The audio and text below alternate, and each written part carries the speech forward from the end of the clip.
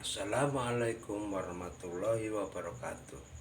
Mari berbudaya, karena budaya merupakan cerminan jati diri bangsa.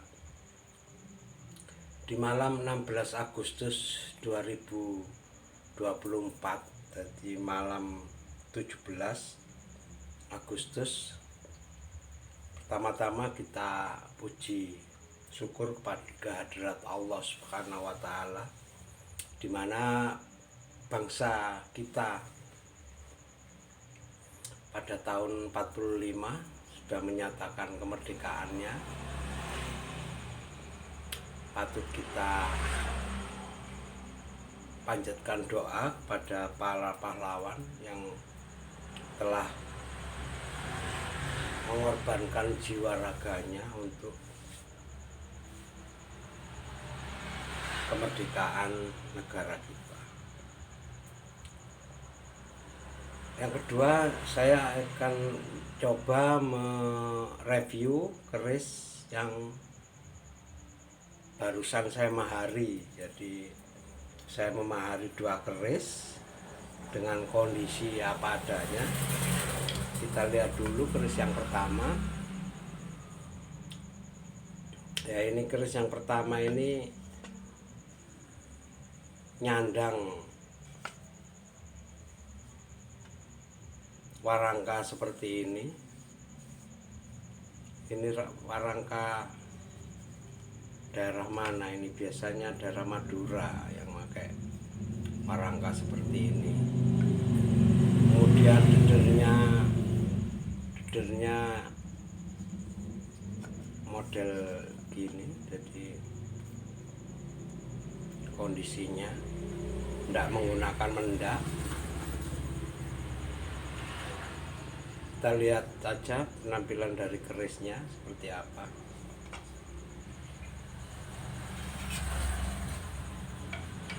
Nah, kerisnya adalah seperti ini. Jadi kalau lihat dari pericikan keris ini adalah kemungkinan keris brojol. Keris brojol karena dia hanya ada gandik lugas sama pejetan. Kemudian bilahnya juga tidak ada odo-odo. Jadi keris-keris brojol. Kondisinya seperti ini. Dari materi besi saya rasa cukup bagus. Kondisinya belum diwarangi. Penampakan besinya seperti ini. Jadi ini keris brojol saya rasa. Untuk tangguh atau pamor yang keluar, ya saya belum bisa memastikan, tapi kemungkinan kalau melihat dari materi besinya yang lipat tempanya, kemungkinan estimasi Tuban Majapahit. Seperti ini tampilan besinya.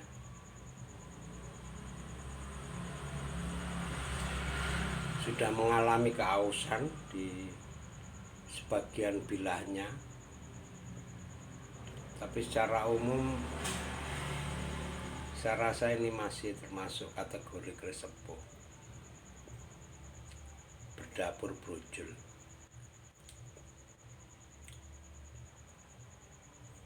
Mungkin nanti kalau diwarangi baru tahu apa keluarnya pamor apa, dan juga mungkin untuk estimasi dari keluarnya pamor itu tangguh mana mungkin bisa lebih tepat.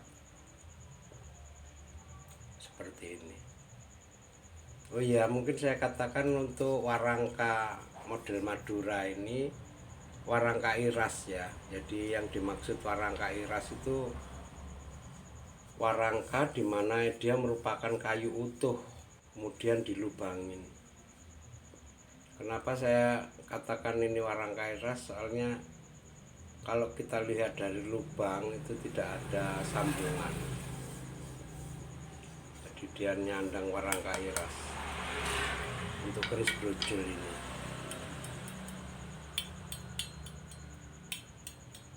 Dentingannya cukup bagus, dentingannya juga cukup ringan, tinggal melengkapi aja pemakaian mendak mungkin ya. Kita masukkan dulu untuk keris brojol. Nah, ini yang kedua. Yang kedua ini sebenarnya keris dengan dapur yang cukup bagus. Ini tadi saya nerimanya warangkanya sudah rusak, dalam artian rusak ini bagus, ini sebenarnya pakai pendok Mamas Blewah, pendok Mamas Blewah Jogja, cuma kondisinya sudah pecah di area sini, dan ini juga ada wrinkle semacam kerutan gitu, dan ini copotan ini. Nah, ini lepasan, ini tadi kondisi lepas untuk kepala warangkanya ini, dan juga kepala warangkanya ini ada pecah di daerah sini. Ya enggak apa-apa, nanti kita perbaiki untuk warangkanya.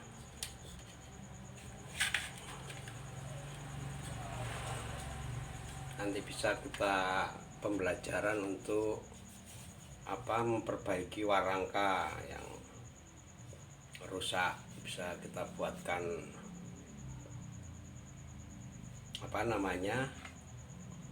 videonya nanti. Nah, ini sedangkan untuk kerisnya sendiri ini adalah keris berdapur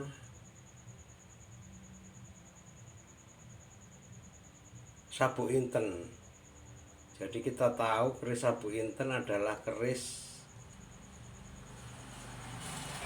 Luk 11, kemudian ada 2 sogokan, ada, jadi ricikan keris Sabu Inten itu pertama berluk 11, kemudian ada kembang kacang, ada jalen, ada lambe gajah, kemudian ada pejetan, dan ada sogokan 2. Sebagian wilayahnya berodo-odo ini untuk Sabu Intennya. Cuma di sini saya jelaskan bahwa kondisinya ini banyak kekurangannya untuk keris yang saya mahari ini.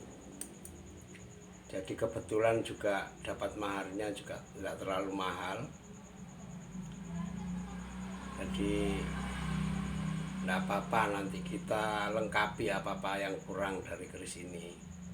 Jadi keris Sabu Inten ini pertama ndak gonjonya ini lepas. Nah, gonjonya ini lepas, kemudian peksinya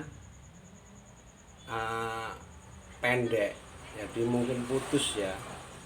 Biasanya peksi itu 7, antara 6 sampai 7. Ini mungkin tinggal 2,5 mungkin. Jadi ini peksinya sudah putus, gonjonya sudah lepas. Kemudian kalau untuk tampilan bilahnya full karat, dan ini yang menjadi perhatian bagi teman-teman kalau memahari keris. Biasanya ini di daerah luk ini seperti ini ya, ada lurus gini. Ini biasanya karena ketika keris dimasukkan sarung atau warangkanya itu ada gesekan, atau mungkin ada daerah perkaratan di daerah sini. Jadi kecenderungannya ketika warangka sama kerisnya ndak pas itu ada keausan seperti ini. Jadi ini tampak ini, kalau ini kondisinya ada berkelok, ini harusnya posisinya agak berkelok gini, tapi di sini habis bilahnya. Kebetulan darah tepi ini kan darah tajam, jadi secara material itu tipis. Ketika dia selalu bersinggungan dengan warangka, biasanya keausan seperti ini, jadi tampak lurus. Kalau kita lihat ada berapa bagian ini yang lurus, 1, sebagian di sini 2, kemudian ini di daerah ujung ini 3, ini juga lurus ini. Nah, ini mengalami keausan. Untuk ujungnya mungkin ini masih ori ya ujungnya. Kalau kita tampak walaupun ini banyak vulkarat, tapi kelihatan dia memiliki pamor-pamor meteorit. Coba nanti kita bersihkan, dan sudah kita bersihkan nanti kita review ulang. Nah ini jadi kalau seumpama bisa kita katakan kita memahari keris seperti ini, pertama bisa saya pastikan bahwa keris ini adalah keris sepuh dari rancang bangunnya. Kemudian dia berdapur sabuk inten. Sedangkan kekurangannya di keris ini pada bilah itu ada bagian-bagian yang aus secara lurus. Ini biasanya karena masuknya keris ke warangka itu kurang enak, jadi kadang terjadi keausan, jadi bersinggungan di daerah sini. Demikian juga di daerah ini juga karena bersinggungan dengan warangka. Kemudian gonjonya ini hilang,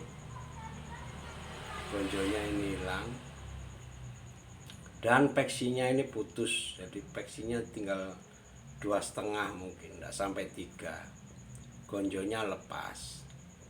Kalau dia mati seperti ini, kalau ada gonjo lepas itu tampilannya seperti ini. Nah, kita lihat bahwa kalau yang dinamakan bilah bawah itu sirah cecaknya itu seperti ini kalau tanpa gonjo. Seperti namanya kepala kodok atau nyangkem kodok. Ini biasanya orang-orang menyamakan kepala kodok atau nyangkem kodok. Nah, seperti ini. Gini tampilannya kalau gonjo hilang itu dari sisi bawah seperti ini. Jadi nanti kita buatkan gonjo yang dibuat itu makanya dinamakan gonjo susulan. Kemudian untuk peksinya ini nanti bisa saja kita sambung dengan material yang tua dengan sistem pengelasan atau mungkin pemanasan dengan ditempa, tapi mungkin itu tidak saya lakukan. Mungkin saya buatkan aja nanti pesi serubung. Jadi pesi yang tertinggal ini kita kasih pesi serubung dengan material yang bagus tentunya. Kita memiliki banyak material-material temuan dari besi-besi temuan sungai atau darat yang nantinya bisa kita pakai untuk besi serubung ini. Demikian juga untuk gonjonya. Ya, tampilannya seperti ini, keris sabuk inten lot 11. Untuk tangguhnya kemungkinan kurang tahu ya, ini yang pasti ini tangguh sepuh ini. Nanti sudah kita bersihkan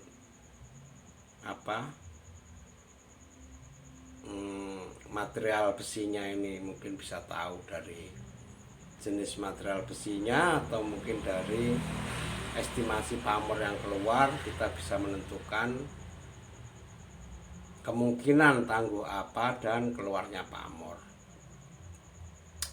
Mungkin itu dulu yang bisa saya